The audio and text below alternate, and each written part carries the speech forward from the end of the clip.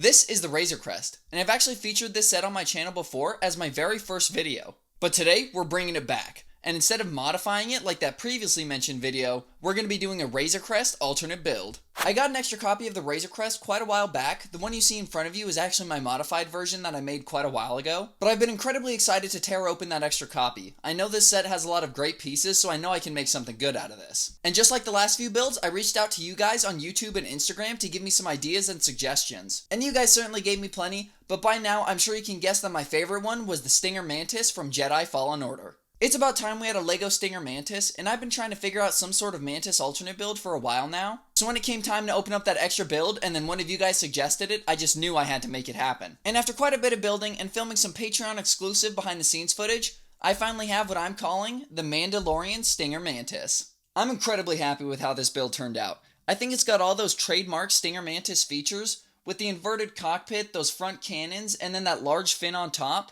But it is missing one large one, that third posable engine. The Razor Crest set only has these two engines out of the box, so very early on I decided to forget about that third posable engine and instead focus on using these two engines for the two main engines in the back, and then using the rest of the pieces on nailing the rest of the ship. And overall, I think I did a pretty good job. Starting up front on the outside, we have these two forks that stick up over the top of the cockpit, armored up with some larger slope pieces and then a little bit of stickers for some details. And on the very tip of the forks, we have the main cannons for the Mantis, represented by these two Technic pins on the ends. But if you don't like the looks of these Technic pins, I did actually design an alternate set of barrels, sitting further back in the Mantis here. And now I went ahead and tossed on those alternate barrels for a little bit of a different look. But I'm going to go ahead and get these guys off and put them further back in the Mantis and get those Technic pins back on here. But following these slope pieces further behind these forks, we run into more slope pieces on either side, and then in the middle we have one large section of greebling. Now this area up top was meant to look like it's supposed to have some armor plating on top of it to cover up all of this. But throughout the years of Mando flying this ship and taking it in and out of combat, all that armor plating has now fallen off and there's only this tiny sliver left on the side here. But all around this one little sliver of armor plating, I just have a variety of small pieces to make up different greebling details, with these red cylinders and the two spheres in between representing some sort of fuel lines and fuel cells. And I did try and emphasize this dark gray stripe right down the middle, just like the real Stinger Mantis, but I think it kind of gets lost in this big section of greebling. But if we do follow this stripe further down the ship, we run into plenty more slope bricks to armor up the ship and give it a nice sleek and smooth look, and then most prominently, that massive top fin. Now it's not quite as tall as the fin on the real Stinger Mantis, it's a little bit stubbier, but I'm happy with it. This top fin is made of two large plate builds that's sandwiched together by some brick modifieds on the inside, and then to cover up this gap in the plates on the backside, I have this small little hinged assembly.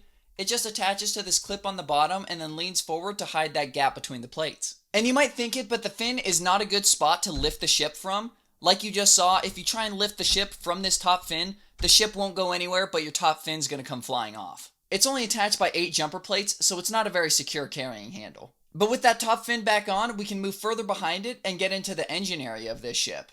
And we've got one engine on either side of the ship, using these large half-cylinder pieces for the majority of the shape. And then this backside is tapered down and out using some of these 1x2 clips and then these larger barrels for the tip of the exhaust. With a few extra details built in on the bottom to fill out some of that empty space and give the engine area a little bit more structure. Then up top we have some plates and some tiles on a hinge so we can try and match the slope of this larger slope piece in front of it. But then moving behind this little hinge slope, we have this large egg-shell shaped thing piece. I don't know what to call this piece, but it seems like a pretty specialty part, so I figured I should try and work it into the build as best as I can. And I think it fits perfectly just right up top between the two engines behind the fin. It helps smooth out the entire top half of the ship to a point on the back here. And there is a tiny gap between the large egg and the plate beneath it, but I actually think it looks kind of cool and a little sleek. And despite the majority of this area being built up for the engines and the roof on top, there is actually a tiny bit of interior space. Now I didn't actually design it as interior space, it just ended up being usable at the end of the build, but if we fold down this tiny back door, you can see we have a small little cargo area in the back. And it is a very tight fit. Like I said, I didn't really design it as an interior space, it just happened to be usable. So if you'd like, you can toss a little bit of extra cargo back there, or maybe just loosely fly in a few minifigures.